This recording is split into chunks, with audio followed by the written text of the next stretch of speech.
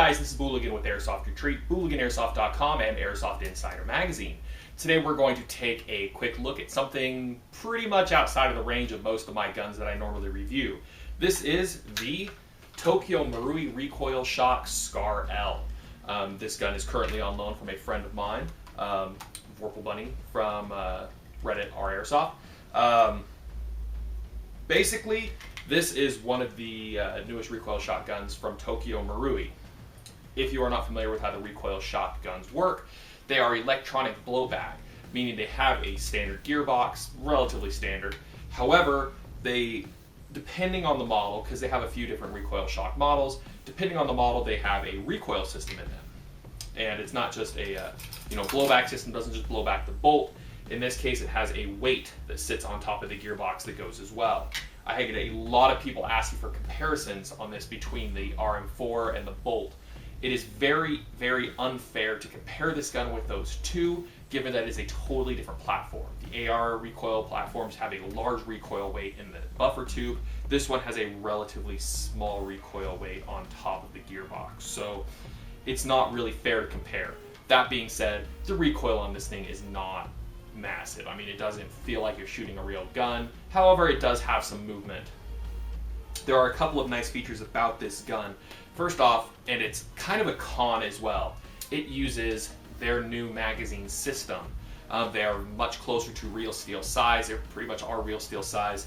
However, you can't use regular old AEG M4 mags in this thing. You have to use the specific Tokyo Marui recoil shock ones. They do have low cap and high caps available.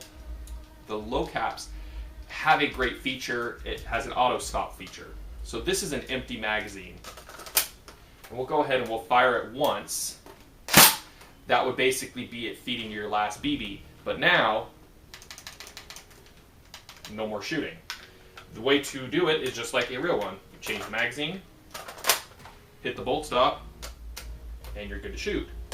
In this case, again, just one shot because this is empty. We can dry fire it, and I can show you how the recoil works. This side will show it better because it has the bolt reciprocation. You can see the bolt handle does move. On this side, it moves there as well. There's a little bit of recoil. Full auto, you can feel it. But it's not like an AR recoil gun.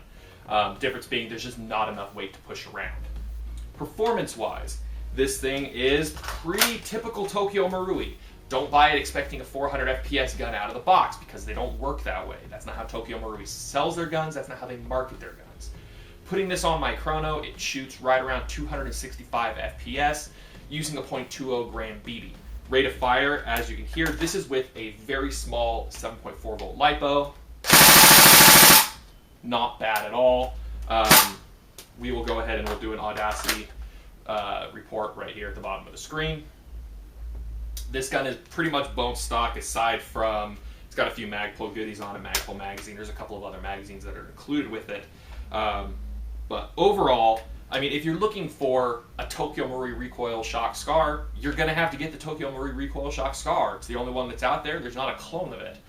The gun isn't cheap at Ichigoya. It's currently priced around $480 if you can find it in stock. You will never really find these in stock in bulk in the US just because that's not how Tokyo Marui works. So if you can find one, you can find a good deal on one, pick it up. It's full metal aside from the lower receiver, which is polymer, just like on the real gun. Stock is polymer like on the real gun. You do have exposed wires when you fold the stock. Like most scars, there's no contact system or anything like that. It is what it is. It's not the best system, but it gets the job done. You have a large rotary adjustable hop-up located behind the bolt handle. And of course, fully ambidextrous controls like most scars. Overall, I like the gun. The recoil isn't as much as I'd like it to be, but unfortunately you're working within the constraints of an AEG platform with a very small system for weight.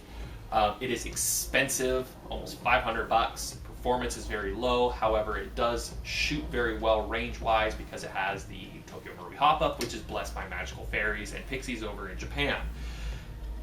That being said, I like it. I like to look at it. I like to shoot it. I don't know that I would necessarily pay $500 for it. However, I am not Tokyo Marui's target customer. So, you know, take that as it is. It's not the gun for me.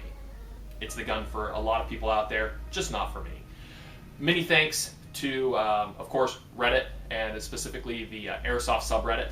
Be sure to check that out if you're not a member. You'll see a ton of cool stuff on there. Many thanks to Vorpal over there for lending me this gun to check out and do a quick video overview on. Be sure to check out all of my reviews, of course, on Booligan Airsoft and Airsoft Retreat. And as always, thanks for watching.